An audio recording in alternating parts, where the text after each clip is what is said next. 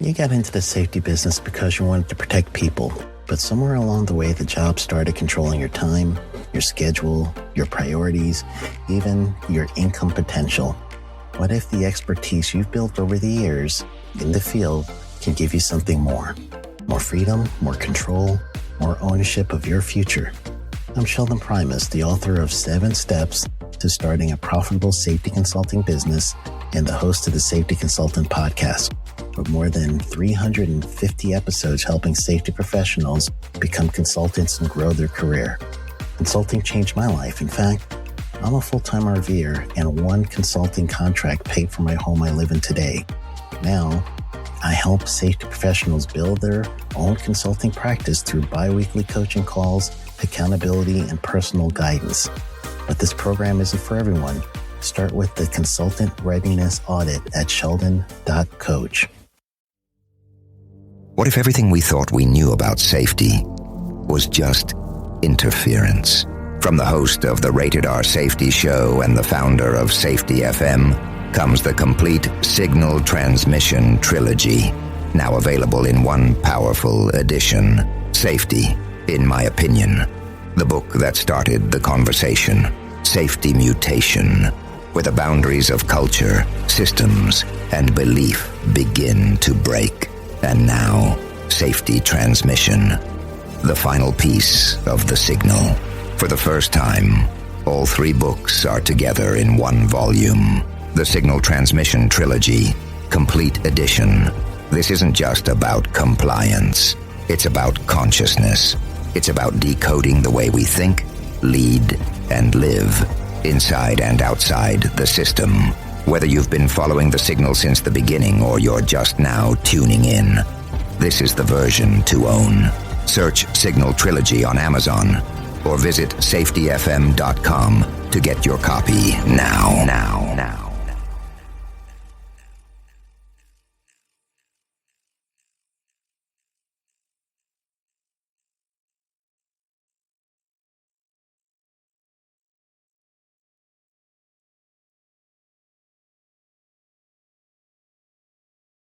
Hi, this is Jim from Safety Wars. Before we start the program, I want to make sure everyone understands that we often talk about OSHA and EPA citations, along with some other regulatory actions from other agencies, legal cases, and criminal activity. Everyone is innocent until guilty in a court of law. Proposed fines are exactly that, and they are often litigated, reduced, or vacated. We use available public records, news accounts, and press releases. We cannot warranty or guarantee the details of any of the stories we share, since we are not directly involved with these stories, at least not most of the time. Enjoy the show.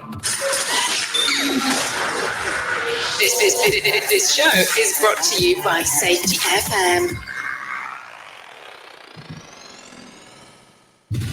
And from the border of liberty and prosperity and the highway to the north, this is Safety Wars for Wednesday, April 10th, 2024. How's everybody doing out there?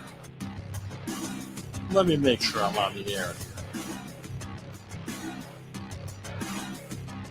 One of those days, one of those nights. You hate when things run overtime. I don't know what they've done. But anyway, things had to run over because we had to get stuff going. We're all here about fighting that war. I call it the safety war. It's a little bit controversial, I understand. You can't talk about this being a war. So this is what I always point out. Not Jimmy's numbers. OSHA's numbers. I was involved in a meeting today with some folks, really good folks, most of the morning, on one of the organizations, safety organizations I belong to. They have a quarterly meeting, and today was the meeting, right? For this. I know it's April, quarterly usually means March, June, not so much April, but we had a quarterly meeting. It was very productive. One of the presenters there says, well, there's roughly 5,000 people a year killed in the workplace, and roughly 1,000 from construction, blah, blah. They break it all down. Okay, great. That's all great and wonderful. right? But those are all based on what? The OSHA 300 laws and all the associated paperwork when you call in, and things get filtered through workers' comp, and there's like a lag time because sometimes, right, it's a calendar year thing, and something may happen on the 30th and not get really December 30th and not get logged in until later on, and there's some debate, and then you get someone hurt, and then later on they die, and there's lag time.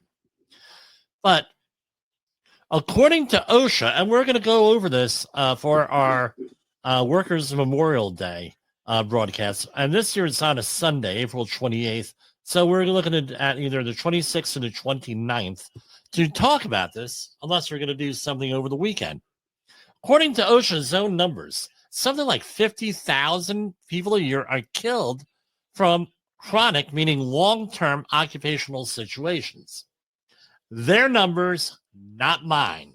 Okay, we're going to go over how they got there. So the question always is, and there was a manager at an oil refinery in New Jersey that always asks this question, and it's a very relevant question. Well, you're not as good as what you think. And he used this as a way of like putting everybody down. Well, you're not as good as how you think. Oh, yeah. Well, hey, we haven't had an accident in 30 years. Well, you're not as good as what you think, how you think. Or, hey, we're doing this, blah, blah, blah. Well, you're not as good as how you think. And I don't know what the intention was here, if it was to put you into place, or if it was generally along the lines of, and I would like to think it was along the lines of, hey, what are you not looking for? Just one time, I just wanted to say to the guy, when I bit my tongue, just one time I wanted to say to the guy, well, you're not as good as how you think you are. Right? Just, but, they're the boss, and you're working, and you don't want to say that. However, if I ever see, he's retired now, and if I ever see him on the street, we're talking, that might be a thing I say to him. But anyway, not that I'm being vindictive, but, sometimes people need to be put in their place, as we all know. But the thing is, pain for pain doesn't really get you anywhere. So you got to be very careful with pain for pain. Now, it is this Monday coming up in the United States, April 15th, 2024, is the income tax filing deadline for calendar year 2023 taxes. Now, this always comes up at about this time of year. Now, unless you file for an extension, then it's, and these are personal income taxes, file for an extension, then it goes to October 10th, and if you file for an extension after that, you better have a very good reason, right? Because I tell you what, the IRS is going to, you're going to have an issue. We'll leave it at that. Now you're going to say, why are we talking about this? Well, business taxes were due March 15th, right? So for the IRS for fiscal year, for calendar year 2023. Why are we talking about this?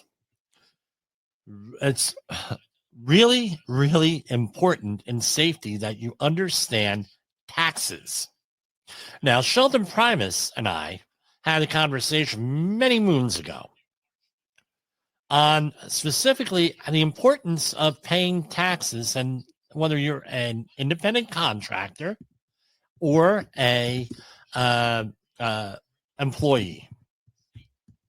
All right. And it is an IRS question, but this is actually really important that you know this, because this is what happens, right? This is what I'm not saying that you're a safety guy that this happens. I'm saying, or a gal, when I say guy, is generic. I understand. Believe me, mostly women that I have hired, mostly women. So in the safety field. So I get it. All right. Now you're going to say, well, what? No. Why are we talking about this? My question is this. Let's see, make sure this is showing. Yeah. Are independent contractors employees? The answer is no. Now, here's the next question. If you're an independent contractor, also known as a 1099 quote unquote employee, or 1099 independent contractor, does OSHA have a jurisdiction over you? Come on. I got to get the, come on. What do you think? Do I have a sound effect here for that? I don't know. Let's see. Here's news for you. Here's the news. The news is this. You're not covered under OSHA. OSHA does not have jurisdiction over you. Now you're going to say, well, Jim, what's the big issue with that? This is what companies do. And it's wrong, by the way. It's wrong that they do this. They go out and they say, and if you're going to be especially a landscaper in Region 2, because this is what landscapers often do. Day laborers, anything that involves day laborer, all right? I was at a drive-thru at a fast food restaurant for my father-in-law today, and because I drive a 2011 Chevy pickup, right? I love the thing, by the way. And it's obvious, I bought it from one of my contractor friends. People thought it was, I'm picking up a day laborer. I had a whole bunch of day laborers come up to me. But, hey, you need work, Anyway, so companies go, they hire people, they say, I tell you what, I'm either going to pay you under the table, or if I'm going to pay you above the table, off the books or on the books, we're just going to make you an independent contractor. What does the employer have to do? The employer does not, as an independent contractor, and we're going to go into what that, how we classify that. As an independent contractor, the employer says, now I don't have to pay Social Security tax. I don't have to pay income tax, right? Because you look at that W-2 form or whatever it's called, all right? The taxes that are withheld from your paycheck are also the taxes approximately. I'm not an accountant. I'm not an attorney, anything like that, are approximately the same amount that the employer has to pay. Did you know that? A lot of people don't know that. A lot of employees don't know that. So quarterly, unless you are signed up with a payroll service, quarterly, all of that money goes into an escrow account or it goes into an account, and you have to write out a check for that. Number one. What else don't you need? You don't have to supply health insurance. What else don't you need to do? You don't have to comply with OSHA because they're an independent contractor. Safety related. Number four, you don't have to worry about workers' comp because they're an independent contractor. Any of the unemployment taxes are nothing in there. And you don't have, now, you can see where you can run into problems. So if you're a true independent contractor, right? A true independent contractor, it's incumbent on you to pay all that quarterly. And God forbid that you're behind, because if you get behind now, these are rough numbers, it's a $10,000 for every $10,000 owe the IRS, you owe something like $300. And then you get whacked with a $300 interest fee every month per $10,000. Then you get into a failure to pay penalty, roughly $300 for every $10,000. The IRS will tell you you're better off putting it on a credit card and paying the credit card interest rates than paying us. Because I tell you what, you probably are in some situations. All right. Unless you can negotiate and, do a mea culpa and everything else with them. And, I'm sorry, blah, blah, blah, blah, blah. Then maybe you could get off. Then maybe you're going to have mercy on you. But that's what it is. So if you're an individual, an independent contractor, you better make darn sure that you pay your income taxes. Now, for a company, let's talk about OSHA. These are some of the nightmare scenarios I have seen. All right. So a company pays someone as an independent contractor. They say, oh, you're an independent contractor. Person gets hurt. All right. Person gets hurt. Now, who pays for that? If you're paying someone who's a landscaper or something else, maybe not a lot of money, you're trying to pay off the books, you're trying to pay them, they may be a migrant illegal here in the country illegally, something like that. Now you have a problem. They go to the hospital. What are they going to say? Where did they get the injury? Come on. Where do you think? I got the injury at work. Oh, so now the hospital is going to put in there workers' comp. Now, workers' comp is going to come around to you on the paper, and you're not going to report it. The company's not going to report it. They're going to say, and you have certain, depending on what state you're in, you have certain time thresholds and everything else, and that's all state managed plan, right? No fault insurance. Now it's going to be along the lines of, oh, why didn't you report it? Let's say that this also happens. They keep their mouth shut. They say, well, I was working around the house and I got hurt.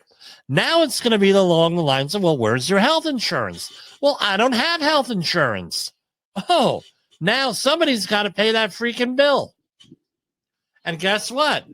After they get the bill from the hospital, approximately 60 to 90 days later, then it's going to be along the lines of, I ain't paying this bill. They're going to take the bill and they're going to say, here it is, right? Here it is. Now you pay the bill. And now you're going to get whacked. You're going to wish that you paid the workers' comp premium because those bills tend to get pretty high sometimes.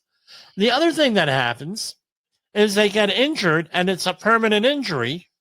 Now, if you are employing the person as a regular employee, they cannot sue you unless it's something totally over the top.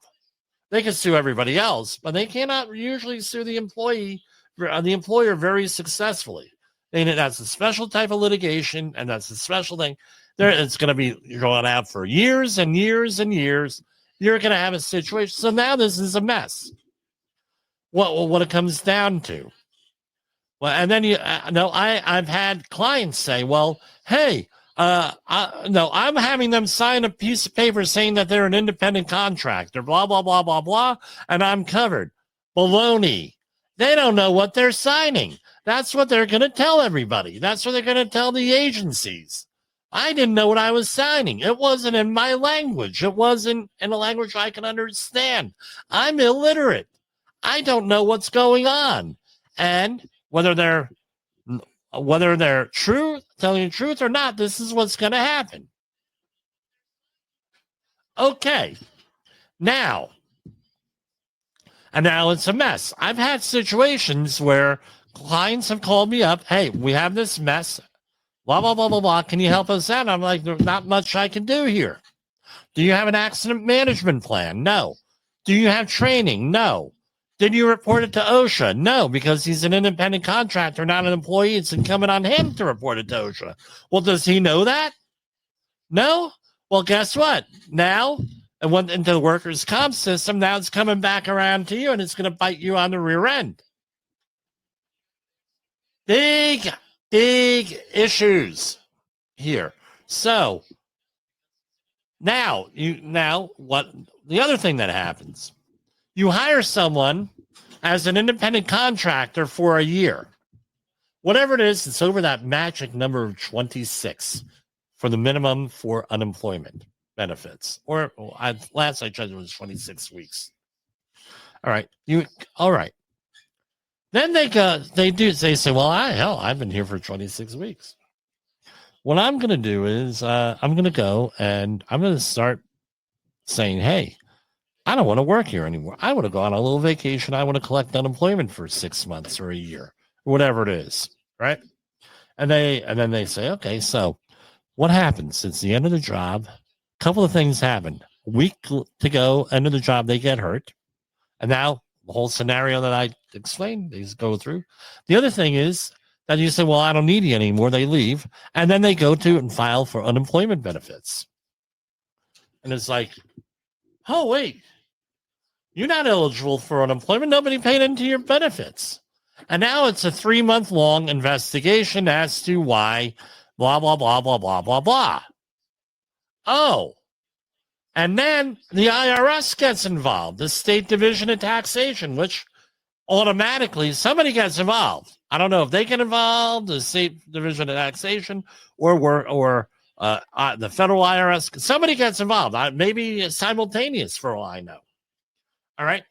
And then they say, well, wait, you weren't paying unemployment taxes for these folks. You guys were in blah, blah, blah. You were they're an independent contractor, Mr. IRS, Department of Interior guy. Well, okay, are they independent contractors? And now all of a sudden you get whacked with penalties, interest, and everything else. You're going to pay them. You're going to pay them. I don't care what sovereign citizen tells you, you don't have to pay your income taxes. Guess what? You may be getting out of your criminal case. There have been documented cases. Aaron Russo, the movie maker, made a very phenomenal case about the IRS. But guess what? He documented somebody who won the criminal case, right? But they got him on the civilly. So what's the thing? Pay your freaking taxes. Do the right thing. Now, this is what happens here. You go to independent. Now I have the page here. Independent Contractor. Right here we go. We're going to read through this because we are safety warriors, and this is what we do. Right? No, let's see if I can zoom in a little. People. Now this is from the IRS.gov website.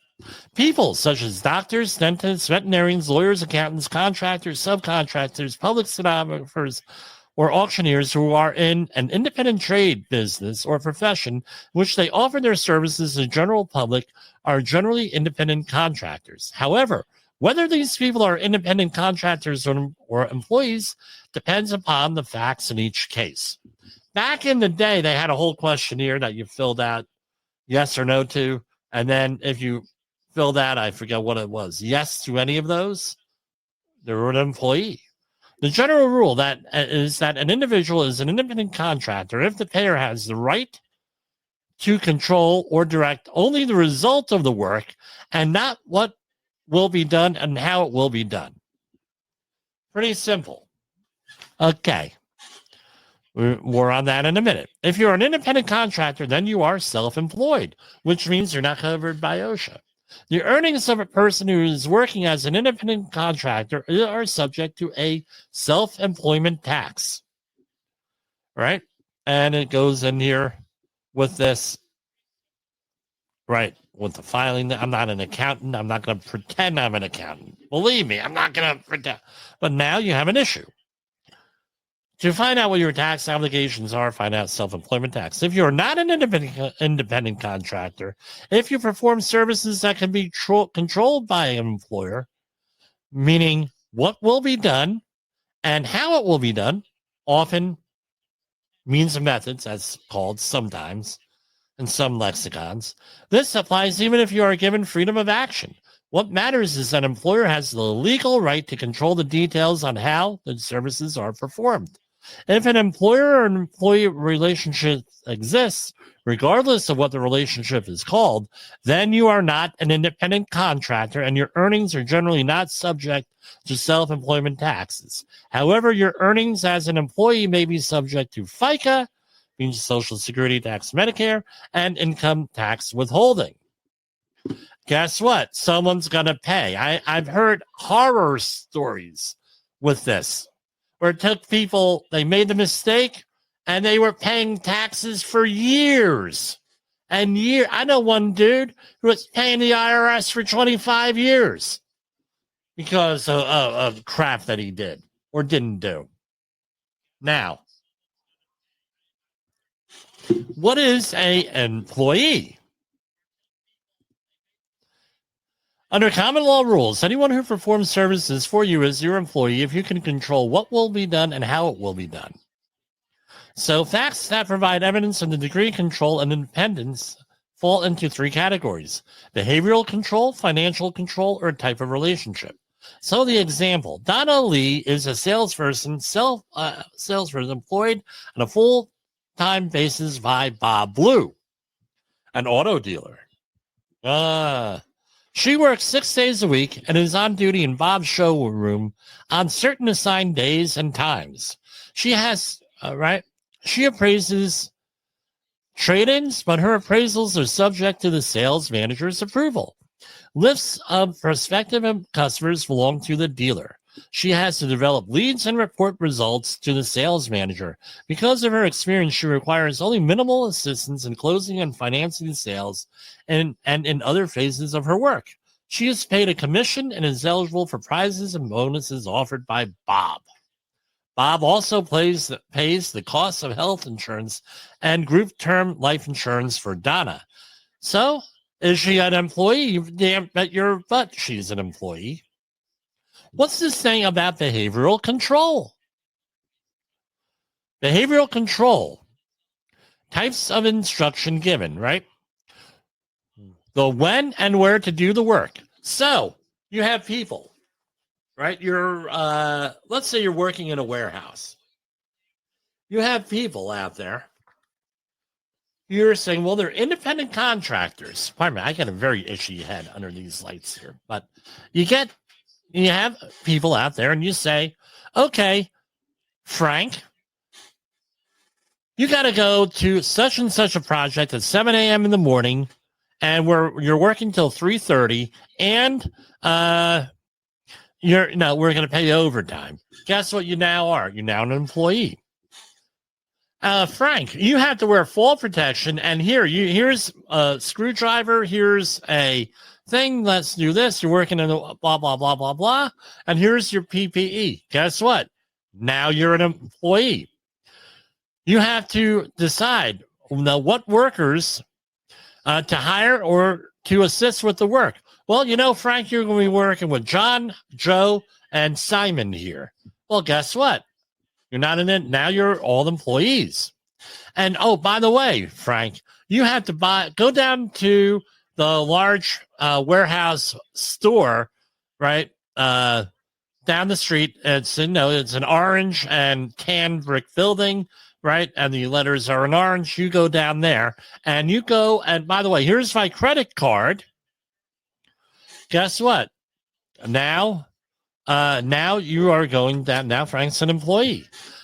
What work must be performed by a specified individual? Frank, you are in charge of this. Joe, you're in charge of this. John, you're in charge of this. And Simon, you are in charge of this. Guess what? You're now an employee. What order or sequence to follow? So, Frank, first you want to do this. Then, Joe, you want to do this. And then, John, you want to do this. And Simon, you want to do this. Guess what? Now you're an employee. All right. The degree of instruction means the more detailed the instructions, the more control the business exercises over the worker. More detailed instructions indicate that a worker is an employee. Less detailed instructions reflects less control, indicating that the worker is more likely to be an independent contractor. Note, the amount of instruction needed varies among different jobs. If no instructions are given, sufficient behavioral control may exist if the employer has the right to control how the work results are achieved. A business may lack the knowledge to instruct some highly specialized professionals. In other cases, the tasks may require little or no. If an evaluation system measures the details on how the work is performed, then these factors will point to an employee. If the evaluation system just honors the end result, then this can point to either an independent contractor or an employee. If the business provides the worker with training on how to do the job, this indicates that the business wants the job done in a particular way. This is strong evidence that the worker is an employee.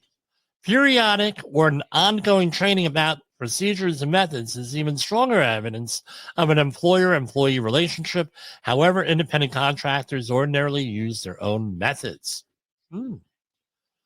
Wow. That's a lot of information there. And guess what? Nobody else is talking about this dirty little thing because everyone's afraid of the IRS. Well, let me tell you about the IRS. Obey the law. File your taxes, obey your law. Obey the law. You're not going to have a problem. In all likelihood. Can't guarantee that. But guess what? This is what this is. Even the other wars, right? And we know the other wars. Right? There are many different wars out there. The other wars program.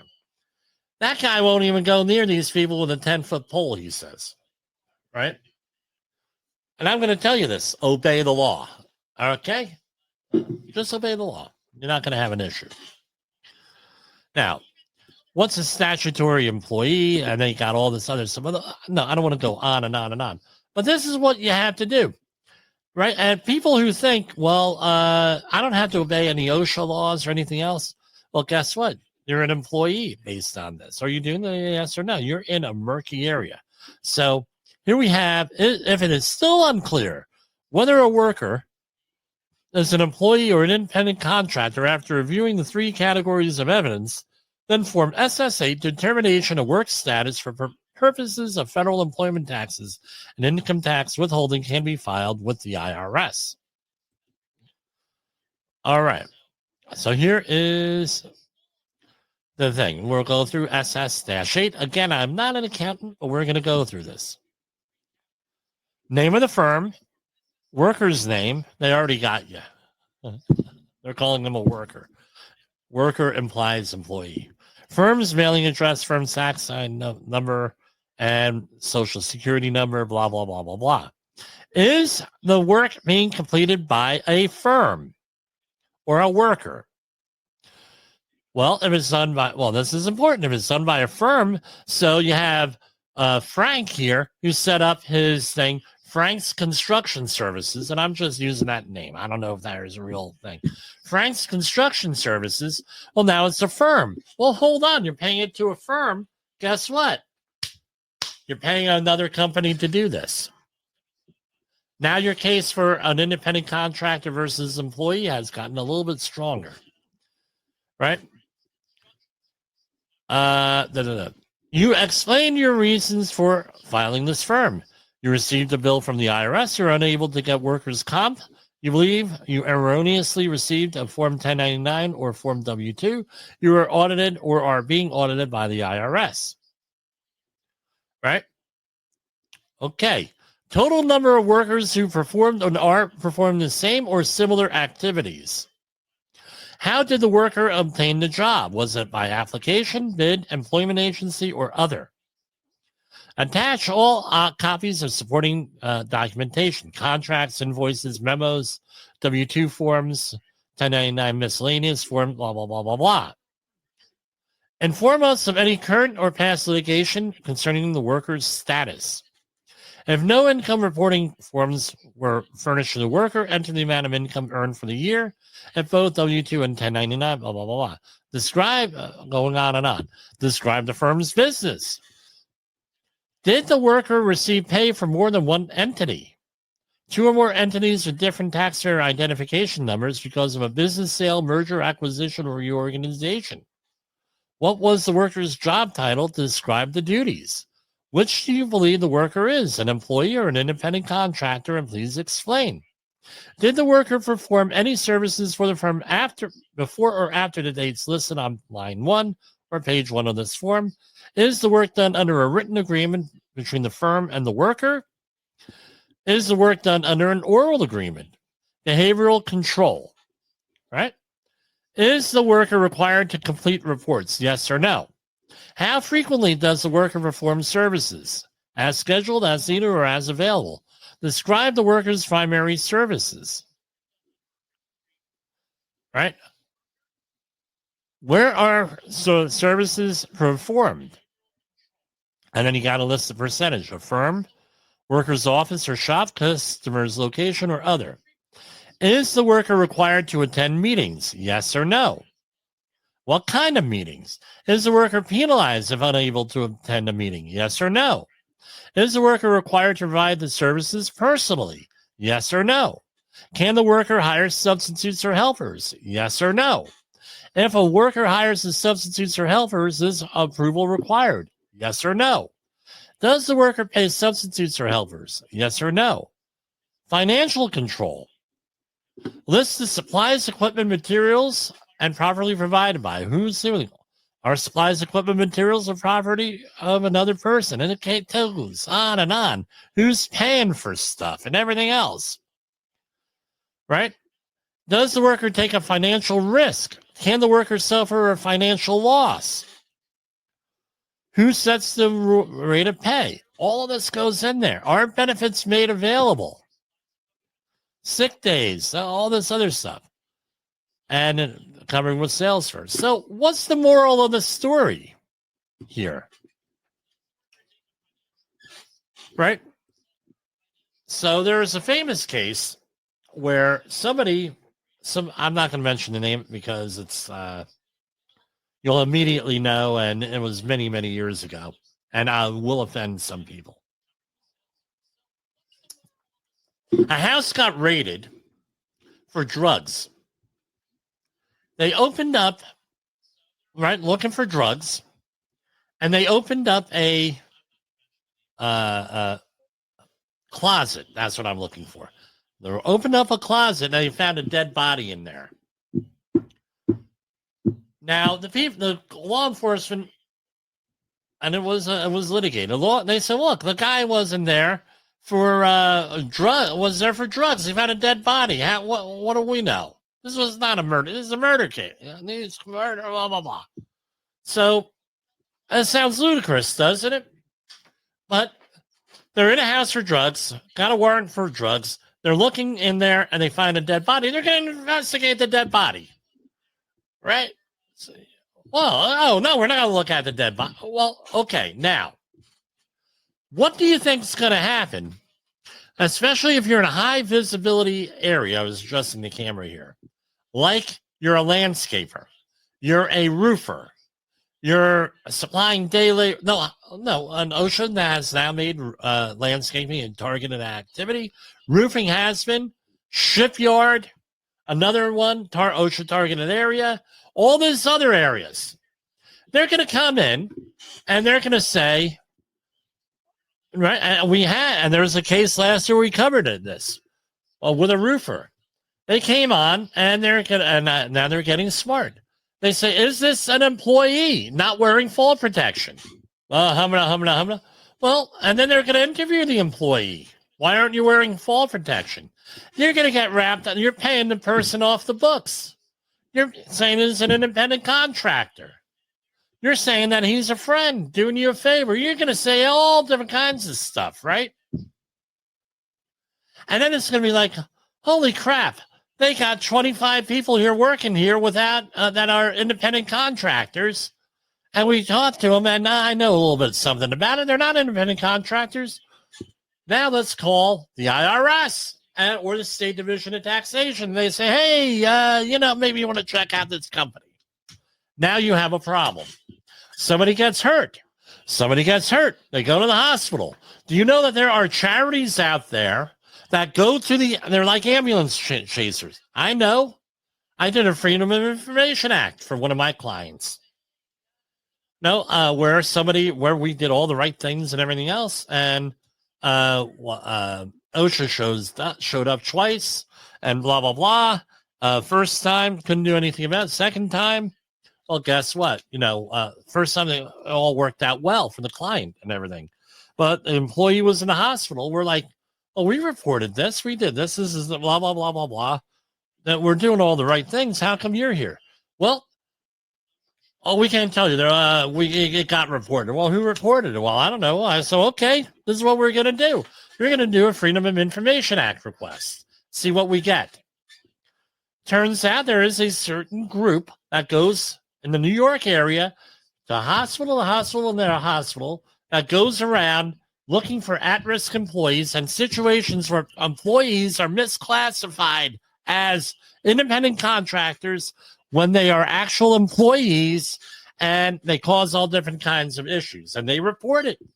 I'm neutral on what they do, all right? But this is what they do.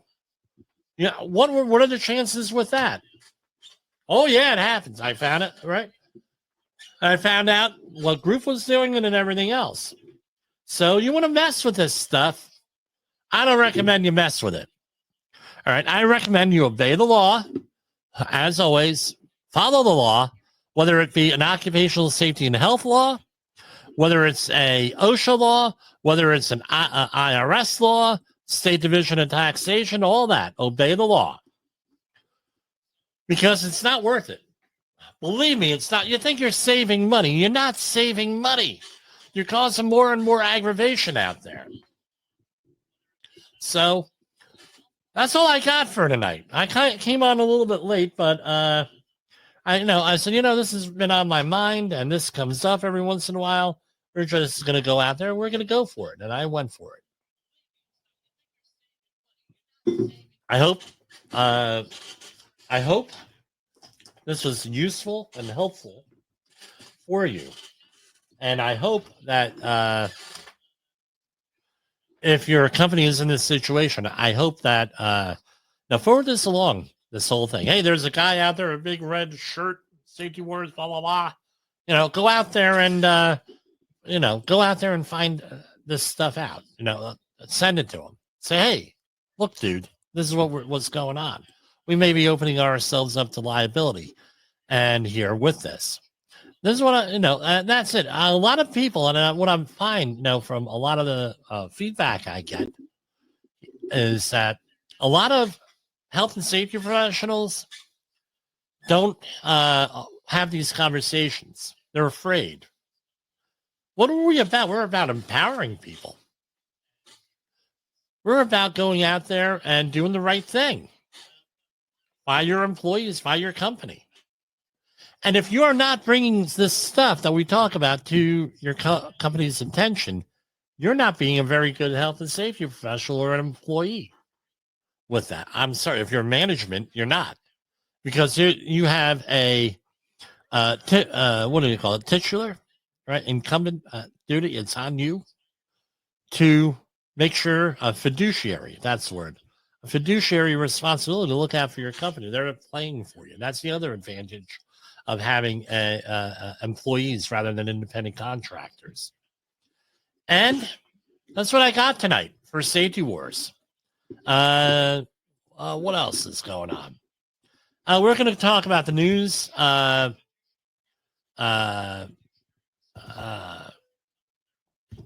on. We're going to talk more about the news. There's a lot of stuff going on in the news. The EPA came out with some stuff this week we're going to talk about. But, what happened? Nobody ever wants to talk about this. And that's what we like to talk about. It's what nobody else is talking about. So I want to thank everybody for listening. I hope to see you later on. And for Safety Wars, this is Jim Posel. Hold on here. You know what? Let's do a commercial here. I did not do a commercial. In a world where danger lurks in every corner, one man stands as a beacon of hope. Jim Posel, a veteran safety expert with over 3 decades of experience, now bringing his knowledge to you with Safety Wars. Engaging, informative, and always relevant, that's Safety Wars. Join the safety revolution with Safety Wars, available on Spotify, Apple Podcasts, YouTube, and wherever you get your podcasts and videos. Have you listened or watched the Safety Wars show?